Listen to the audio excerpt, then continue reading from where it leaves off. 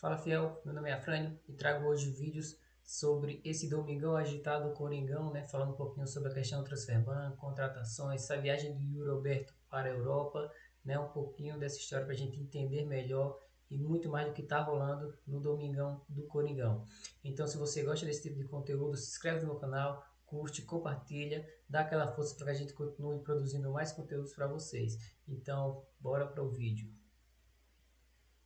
Corinthians voltou das férias, com alguns desfalques. Fãs de esportes, após apenas 12 dias de férias depois do título da Copa do Brasil, o Corinthians se reapresentou neste sábado no CT Joaquim Grava. O período da pré-temporada precisou ser antecipado devido à maratona de jogos em janeiro. Neste mês, o Corinthians tem 6 compromissos. 5 pelo Campeonato Paulista e 1 pelo Campeonato Brasileiro, que começa mais cedo por conta da Copa do Mundo. Nos bastidores, a diretoria adota um discurso de reconstrução para este ano, com cortes de gastos e mudanças internas. Fabinho Soldado deixou o clube e Marcelo Paes assumiu como novo executivo de futebol.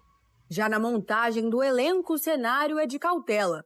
Com 2 transferbans ativos, o Corinthians está impedido de registrar novos jogadores e avalia com cuidado qualquer saída ou retorno de empréstimo para não reduzir ainda mais as opções do plantel. Thales Magno e Romero não tiveram os contratos renovados e não vestem mais a camisa do Corinthians. Já o volante Maicon tem acordo com o Shakhtar Donetsk da Ucrânia e seguirá no elenco. Além disso, Fagner, Pedro Raul e Alex Santana voltaram de empréstimo, mas podem não ser utilizados por Dorival Júnior. Fato é que o Corinthians corre contra o tempo para derrubar as punições para poder voltar a fazer contratações. A boa notícia para o torcedor corintiano é que o Timão conseguiu reverter junto ao STJD as punições de José Martínez e Rodrigo Garro, que haviam sido punidos devido à confusão na decisão do Paulistão de 2025 contra o Palmeiras.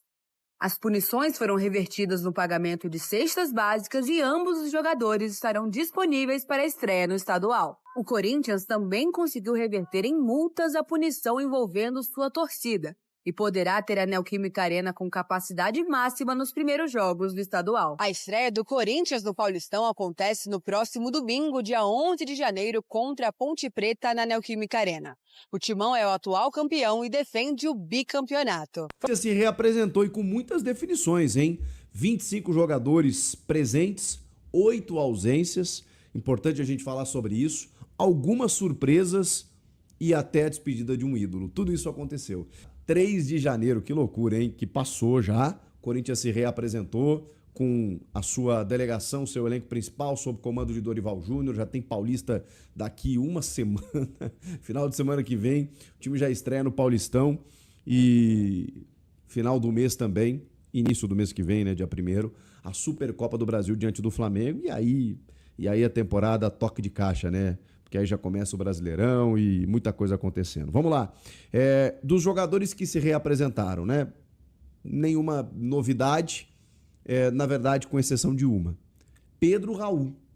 Porque alguns jogadores que voltaram de empréstimo, inclusive, eles foram liberados ou tem um outro encaminhamento. Vou citar 3 aqui, por exemplo. O Alex Santana voltou de empréstimo do Grêmio, não vai ser aproveitado, vai treinar em horários alternativos a partir de segunda-feira. Provavelmente o Corinthians vai tentar colocá-lo em algum outro clube. O mesmo vale para o Héctor Hernandes e o zagueiro Renato, que não fazem parte dos planos. Eles se reapresentam só na segunda-feira e começam a treinar em horários separados do elenco. São algumas das 8 ausências que o time teve. Aí tem uma outra situação. O Pedro Raul, que eu estava falando, ele volta, mas ele está dentro do elenco que faz parte dos planos. Não sei se o Corinthians vai buscar algum empréstimo, não sei se o Dorival daqui a pouco entendeu de que precisava ter uma alternativa no setor. O fato é que o Pedro Raul voltou de empréstimo para o Ceará, o Inter estava de olho nele, mas ele voltou e continuou treinando com os titulares. Inclusive fez até uma postagem na rede social dizendo que saudade que eu estava de estar aqui e tudo mais, vamos juntos, 2026. Fez uma postagem super positiva, como se fizesse parte dos planos realmente. Então, eu tô achando que o Pedro Raul vai ser reintegrado e daqui a pouco, né, pode ser uma peça importante. Ele foi bem no Ceará, fez alguns golzinhos lá, foi um cara importante. No Corinthians ele não dá para dizer que não teve oportunidade, mas ele não correspondeu. Quem sabe, né? faz parte do elenco. O Corinthians não pagou barato por ele, mais de 20 milhões de reais para tirá-lo do futebol mexicano. Então essa me chamou a atenção, né? O Pedro Raul, ele voltou e não foi liberado. Inclusive faz parte do elenco na relação que o Corinthians mandou. O Fagner voltaria de empréstimo do Cruzeiro, porém ele não se apresentou também porque o Corinthians encaminha uma rescisão amigável. Ele tem mais um ano de contrato. Na metade do ano ele poderia assinar um pré-contrato e sair de graça, mas o Cruzeiro quer permanecer com ele, quer ficar com ele, ainda mais com a chegada do Tite, que tem uma confiança no Fagner, trabalhou com ele no Corinthians, seleção brasileira, levou para a Copa do Mundo. Então o Cruzeiro tem o interesse de ficar com o Fagner, e agora o Corinthians trabalha numa rescisão para que ele assine com o Cruzeiro em definitivo. Então isso está acontecendo. Outros jogadores que também não se apresentaram e estão negociando, mas aí a permanência no Corinthians, são dois: Fabrício Angileri e o volante Maicon. O Maicon já tem um acerto aí, é questão meramente do anúncio, né? Mas ele não se apresentou porque está negociando um novo vínculo, né? O contrato dele encerrou dia 31 de dezembro, então ele está sem contrato, por isso ele não se reapresentou. O mesmo vale para o Fabrício Angileri. Esse está um pouco mais no impasse, não dá para a gente confirmar se vai ter a renovação, né? A extensão do vínculo, mas existe uma negociação nesse momento. Estou falando aqui, né, dos 8 que não se apresentaram: Fagner, os 3 lá que vão treinar em horário alternativo: Alex Santana, Hector Hernandes e Renato, os 2 que negociam, Angileri e Maicon, e aí tem mais 2, por questões muito características, muito específicas. José Martínez, venezuelano, vocês viram o que aconteceu na madrugada de sexta para sábado na Venezuela, né, com a captura do Nicolás Maduro, com o ataque dos Estados Unidos. O José Martínez, ele está na Venezuela fazendo a reemissão do seu passaporte. Então ele não está com o passaporte em mãos.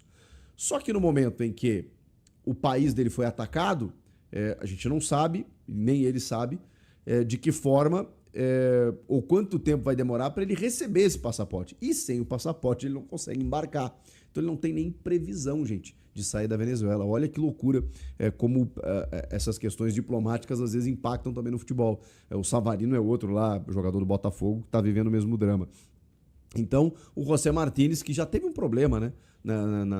Depois da Copa do Mundo de Clubes também, demorou um tempo para se reapresentar, porque já tinha dado um problema no passaporte. Só que agora não foi culpa dele, né? Foi uma questão aí que, né, foge totalmente de uma questão, né, de qualquer planejamento, né, que alguém possa ter. E o outro jogador é o Yuri Alberto, mas aí ele está na Itália resolvendo uma documentação de cidadania italiana, já tinha avisado o clube, então é um atraso programado, e nos próximos dias o Yuri já deve estar de volta. São as únicas ausências, né, por questões mais específicas, o resto já citei. 8 jogadores que não estavam presentes, 25 sim, entre eles o Pedro Raul, que não deixa de ser uma surpresa. O Marcelo Paz já palestrou, já se manifestou mais uma vez à Corinthians TV, falou como é que foi o contato com os jogadores, com o elenco, disse que sentiu o grupo muito motivado, feliz, né? Claro, os caras chegaram depois de um título, premiação, aquele bicho extra, aquela coisa toda, né? Venceram uma temporada super difícil com 2 conquistas, um Paulista e uma Copa do Brasil. Tem uma previsão aí de Libertadores, Supercopa, mas o Osmar Stabile já falou que o Corinthians não fará grandes contratações esse ano, mas que ele promete um time competitivo para brigar em todas as competições. Então, o que a gente consegue entender disso? Reforços pontuais e uma responsabilidade financeira um pouco maior, diferentemente do que teve Augusto Melo, do que teve antes a gestão do Duílio. O Osmar Stabile está mais preocupado com essa situação, mesmo que o Corinthians agora receba alguns valores, né, pela Copa do Brasil, pela Liga Forte, por empréstimos e tudo mais. Ele está preocupado com a dívida e exatamente por conta disso não vai fazer grandes ousadias. Mesmo assim, o Corinthians pagou a primeira parcela do acordo com o Matias Rojas. Olha o que é o futebol, gente. O cara jogou 7 jogos com a camisa do Corinthians e simplesmente teve depositado na sua conta 20 milhões de reais nessa sexta-feira. Isso indica que não haja um novo transfer ban pela dívida com o Matias Rojas, porque houve um acordo que não foi cumprido na renegociação feita pela gestão Augusto. Ele foi contratado pela gestão do Ilho, não pagamentos, a gestão Augusto renegociou e não cumpriu o prazo e os caras entraram na justiça e tem 40 milhões para receber. O Corinthians pagou a primeira parcela de 2. Essa primeira parcela dá uma sinalização de, beleza, a gente está querendo arcar com os compromissos e, né, dá uma amenizada no negócio, não vai ter risco de transfer ban com a questão Matias Rojas, pelo menos por enquanto, que era uma possibilidade, né? O Corinthians agora se volta para a situação do Santos Laguna para derrubar esse transfer ban da FIFA, e tem aquele da CBF, que eu já citei para vocês, né? Das parcelas que não foram pagas, mas com atraso. E a terceira vence dia 17, o Corinthians quer pagar antes para sinalizar para a CBF que está sendo um bom pagador e aí não ter problema para registrar jogadores. Nessa segunda-feira abre a janela e aí o Corinthians começa a contratar, registrar e tudo mais. E o Marcelo Paz, voltando nele, está nesse desafio, né? Ele disse que conversou com várias áreas do clube, está se inteirando, né, de tudo que está acontecendo. Tem alguns contratos aí sendo definidos, tem, obviamente, né, uma questão de mercado aí para fazer contratações pontuais, criativas, jogadores livres de custos, toda aquela história para que o time continue competitivo, mas ao mesmo tempo tenha uma responsabilidade financeira. Essa é a ideia. E aí, gente, outras definições, as despedidas. Uma delas, já prevista, do Thales Magno, encerrou o contrato, a opção de compra era muito alta, nunca foi nem cogitado, ele perdeu muito espaço na reta final do ano, mesmo assim se despediu com 2 títulos, né? Foi super importante no começo do ano, no Campeonato Paulista, nos primeiros jogos ali da Copa do Brasil, mas o Thales Magno pouco acrescentou na reta decisiva, né? Quando o Corinthians precisou dele, enfim, terminou o contrato, foi embora, acho que não vai deixar saudades. E o outro foi Ángel Romero. Aí a gente está falando de algo diferente. O Romero, um jogador histórico do clube, né? O estrangeiro com mais gols, são 67 gols, um dos maiores artilheiros da Neoquímica Arena. Ele rivalizou muitas vezes com o Yuri Alberto, né? Que acabou passando ele nos últimos tempos. Tem quase 400 jogos com a camisa do Timão, 377, né? 2 passagens, né? Porque ele saiu e voltou, e com isso 6 títulos conquistados, 2 campeonatos brasileiros, 2015 e 2017, um tricampeonato paulista, né? 17, 18 e 19, tem a foto da selfie, né? do título paulista lá, que é emblemática, e agora uma Copa do Brasil, né? Então são 2 brasileiros, 3 paulistas e uma Copa do Brasil. O Romero já não era mais o mesmo jogador, mas um cara que sempre defendeu as cores do Corinthians com muito afinco, com muita raça, com muita galhardia.